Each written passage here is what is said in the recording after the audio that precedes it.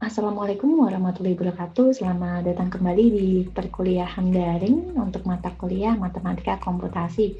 Pada bab ini kita akan membahas terkait inferensi logika. Ini nanti akan terbagi menjadi 3 video. Kalian saksikan dan pelajari.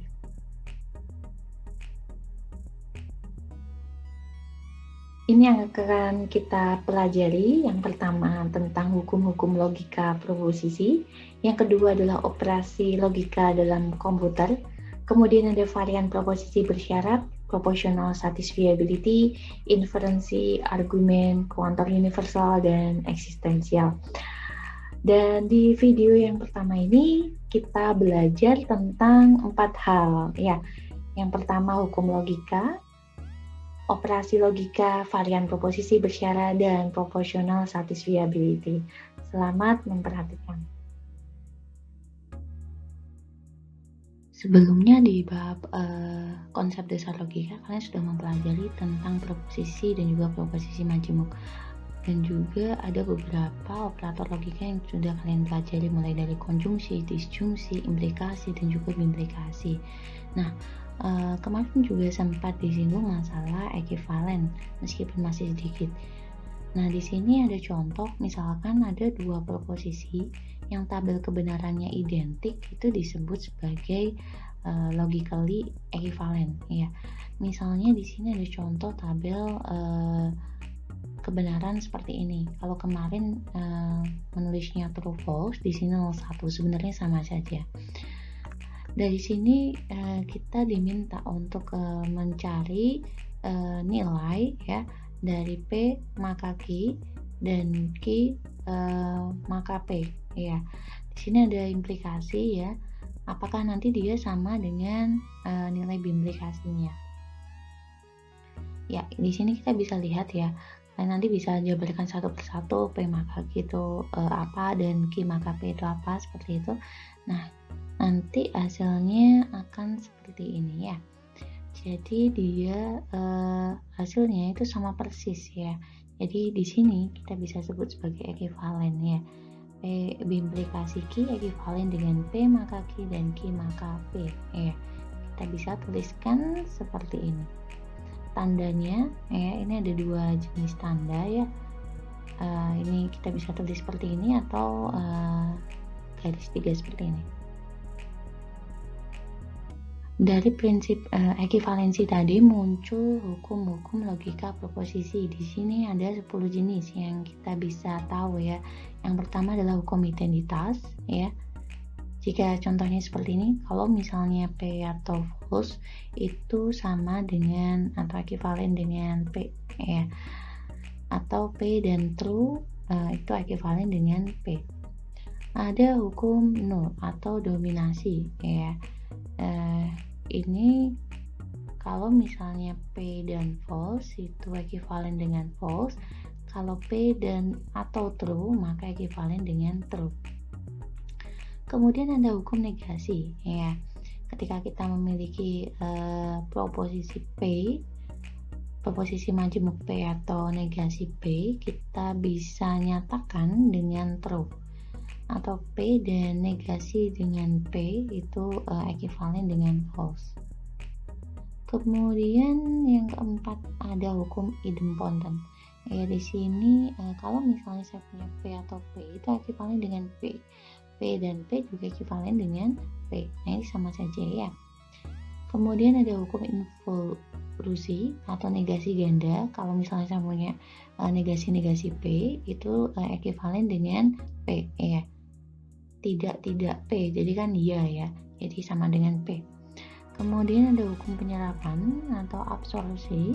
Itu kalau misalnya saya punya P atau P dan Q maka ekivalen dengan P. Atau misal saya memiliki P dan P atau Q maka ekivalen dengan P. Kemudian yang ketujuh adalah hukum komutatif ya. Di hukum komutatif ini kalau misalnya saya memiliki proposisi P atau Q itu ekivalen dengan Q atau P. Kemudian kalau misalnya bentuknya P dan Q itu ekivalen dengan Q dan P. Jadi dibolak-balik sama saja, maksudnya seperti itu hukum komutatif. Kemudian ada hukum asosiatif, ya. Hukum asosiatif sama hampir mirip dengan komputatif, ya.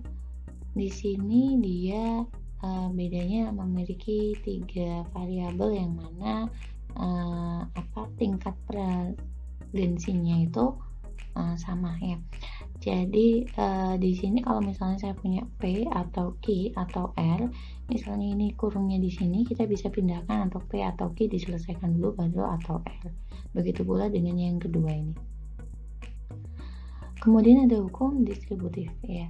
Hukum distributif di sini kalau misalnya saya memiliki P atau Q dan R, berarti itu ekuivalen dengan P atau Q dan P atau R. Kemudian kalau saya memiliki P dan Q atau R, itu ekuivalen dengan P dan Q atau P dan R. Yang terakhir adalah hukum De Morgan. Ya, hukum De Morgan di sini negasi P dan Q, ya, itu ekuivalen dengan negasi P atau negasi Q. Kalau saya memiliki negasi P atau Q, itu ekuivalen dengan negasi P dan negasi Q. Nah, kita ambil contoh salah satu hukum logika tadi untuk kita buktikan kebenarannya, ya. Jadi kita bisa membuktikannya dengan menggunakan tabel kebenaran. Kalian sudah mempelajarinya di bab sebelumnya.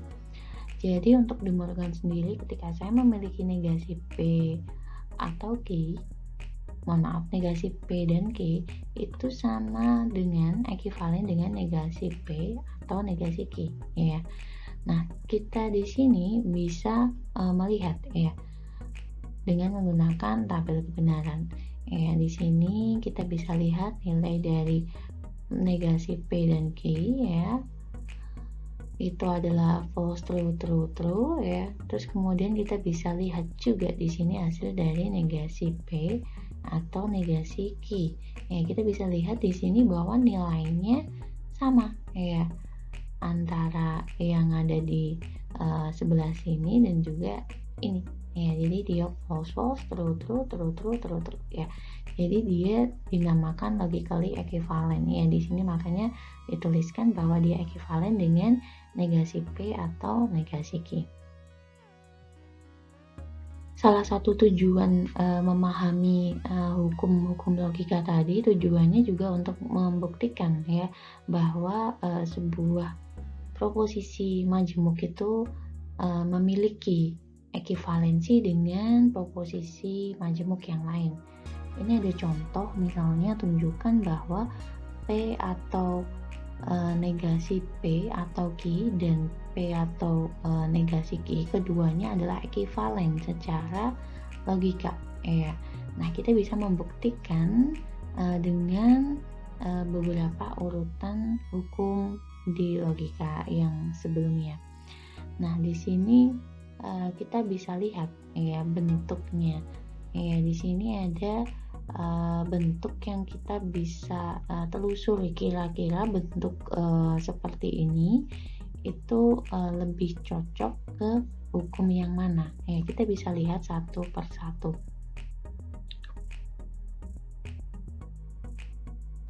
Kita selesaikan dari baris yang pertama terlebih dahulu, ya. Di sini ada P atau negasi P atau Q. Kita bisa ubah ke dalam hukum yang mana kalau misalnya ada 10 hukum tadi, ya. Nah, misalkan di sini dicontohkan kita menggunakan hukum De Morgan, ya. Di sini kita bisa ubah, ya. Kita bisa ubah bahwa kita tahu tadi hukum De Morgan itu kita bisa representasikan ekivalensinya dengan seperti ini, ya.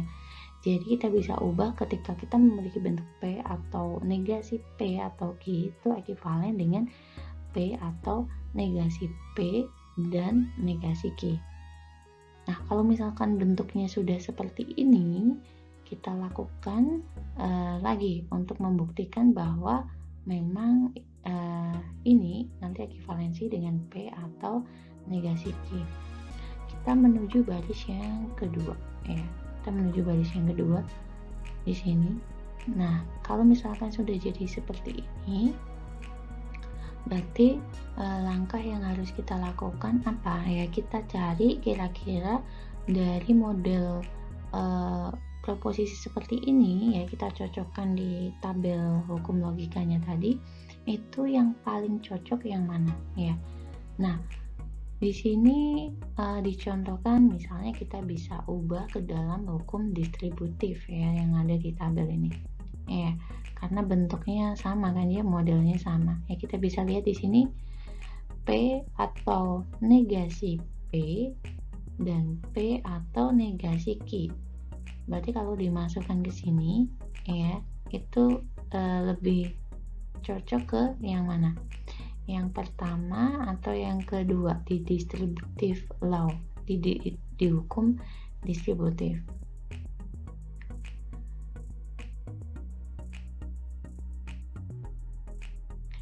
Ya, lebih cocok yang pertama. Seperti itu ya.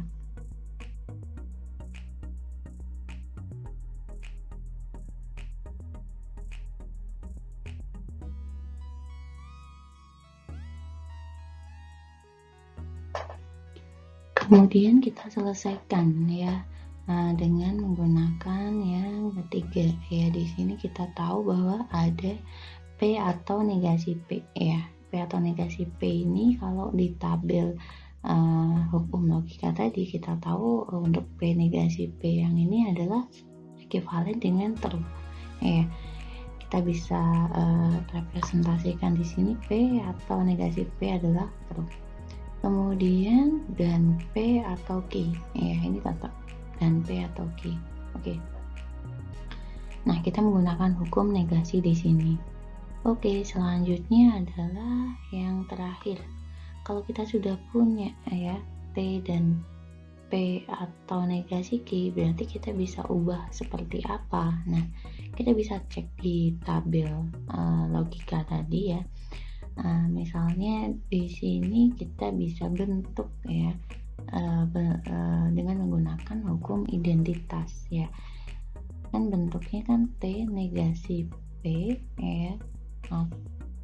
Mohon maaf, T dan P atau negasi Q seperti ini kan ya. Nah, kita bisa representasikan bahwa di sini itu adalah P ya, seperti itu. T dan P ya, misalnya ini sebuah proposisi ya, misalnya ini kita jadikan satu dinyatakan dengan sebuah proposisi karena ini di dalam kurung, berarti dia artinya nanti bisa satu nilai seperti itu. Nah, kemudian dari sini kan kita tahu kalau misalnya ada sebuah proposisi yang mana dia diberi operator dan kemudian true, maka dia ekuivalen dengan P ya. Berarti kalau seperti ini dia akan ekuivalen dengan P, yang mana P-nya adalah P atau negasi Q. Jadi ketemu ya bahwa tadi kita disuruh menunjukkan bahwa P atau negasi P atau Q itu akan ekuivalen dengan P atau negasi Q, seperti itu. Nah, ini kalau diminta untuk membuktikan hukumnya secara logika, kalian juga bisa mencari tahu ya, atau mengecek dengan menggunakan tabel kebenaran. Nah, sebenarnya operasi logika itu nanti berfungsi untuk apa sih kayak gitu ya.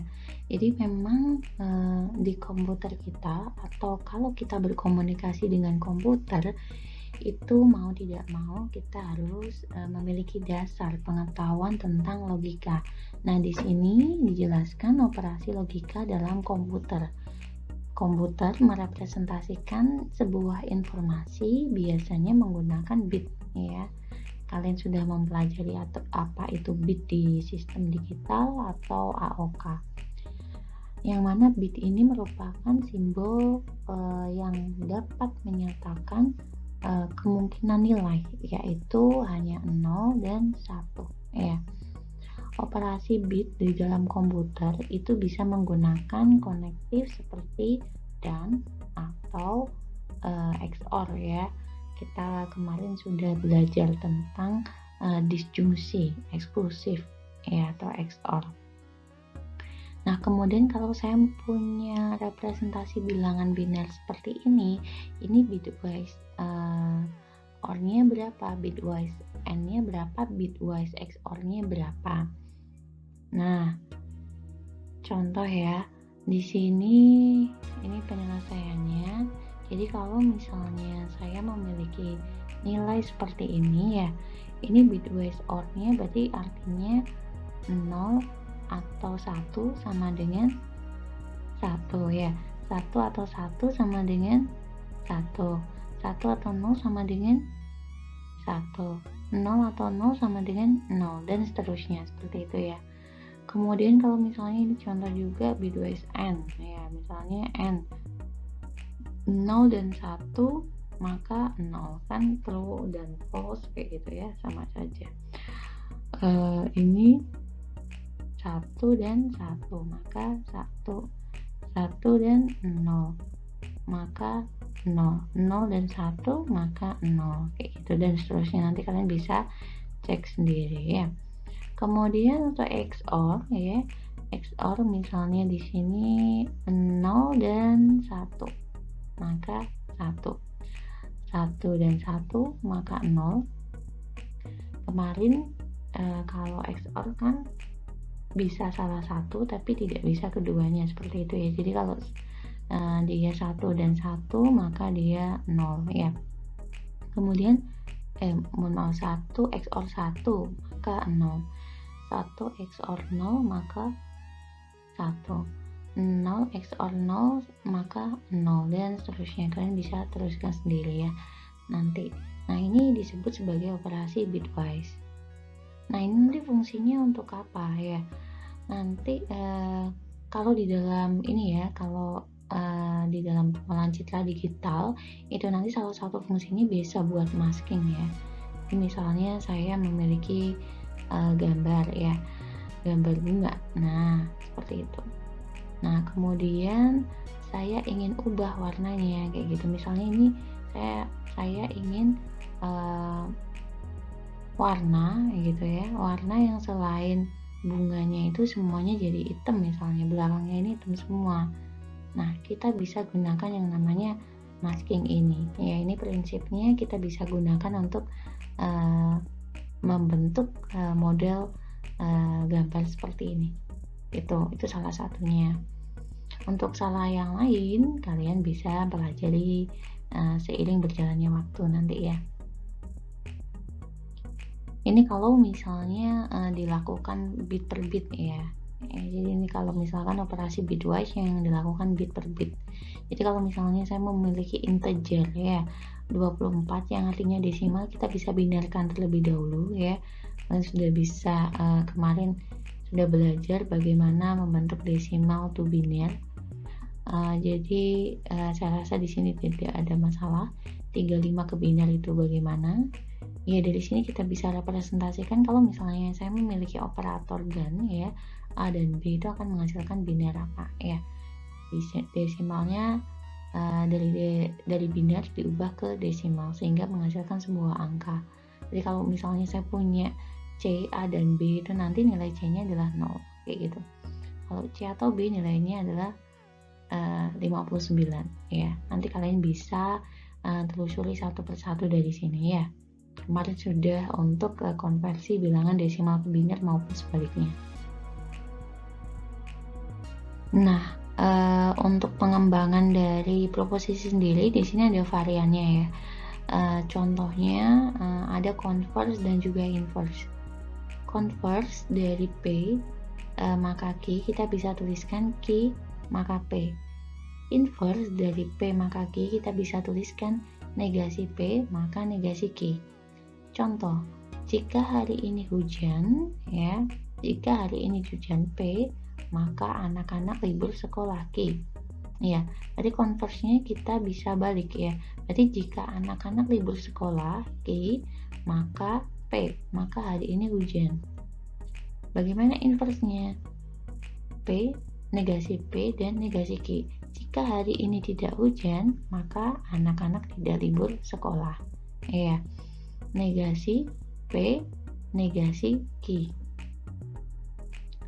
Nah, sekarang pertanyaannya adalah, apakah converse dan inverse itu adalah ekivalen? Ya, kalian bisa membuktikannya dengan menggunakan tabel kebenaran. Dari tabel kebenaran bisa dilihat bahwa ya di sini kita bisa cek ya untuk P maka Q, apakah tadi dia ditanyakan ya ekivalen dengan Q maka P, kita lihat di sini ya bahwa dia tidak ekivalen ya, tidak sama ya, nilainya tidak sama, tidak logically ekivalen. Nah, bagaimana kalau misalnya P maka Q dengan negasi P maka negasi Q? Juga tidak ekivalen ya. Tapi ya Q maka P itu ekivalen dengan negasi P maka negasi Q. Varian lain dari proposisi adalah kontraposisi ya. Selain inverse dan converse tadi, ada kontraposisi, di mana kontraposisi kita bisa nyatakan ketika ada P maka Q ya, itu kontraposisinya adalah negasi Q maka negasi P ya. Contoh, jika hari ini hujan P maka anak-anak libur sekolah. Kontraposisinya adalah anak-anak tidak libur sekolah ya, negasi Q maka hari ini tidak hujan, negasi P ya. Nah, di sini dibuktikan bahwa P maka Q itu ekivalen dengan negasi P maka negasi P. Dibuktikan dengan menggunakan tabel kebenaran, nilainya ya, hasil kebenarannya itu adalah sama, maka dia adalah logically equivalent. Baik, kita menuju ke proportional satisfiability. Jadi sebuah proposisi majemuk itu bisa dikatakan satisfiable itu jika memiliki minimal satu nilai tabel kebenarannya yang nilainya itu adalah true atau benar, atau satu kalau di sini ya.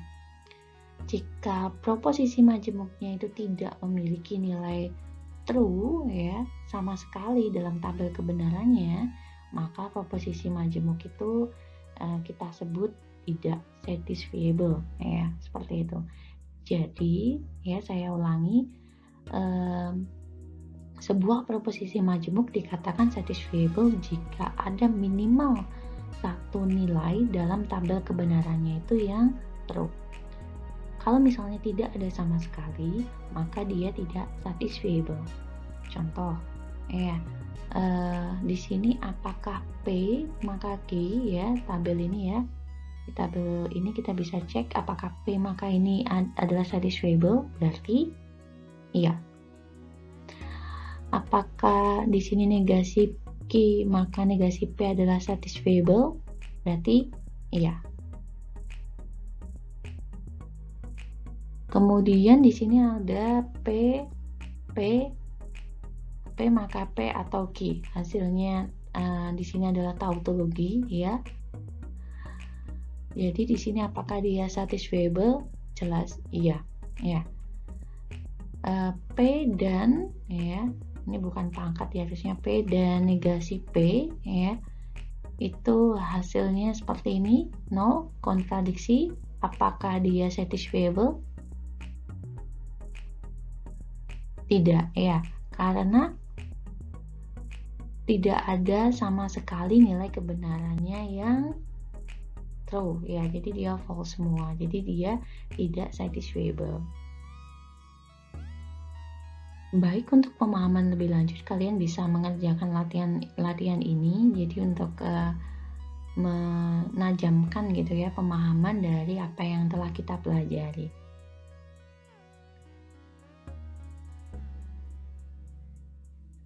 Baik, itu tadi materi awal kita sebelum masuk ke inferensi. Terima kasih atas perhatiannya, semoga bermanfaat. Sehat selalu. Wassalamualaikum warahmatullahi wabarakatuh.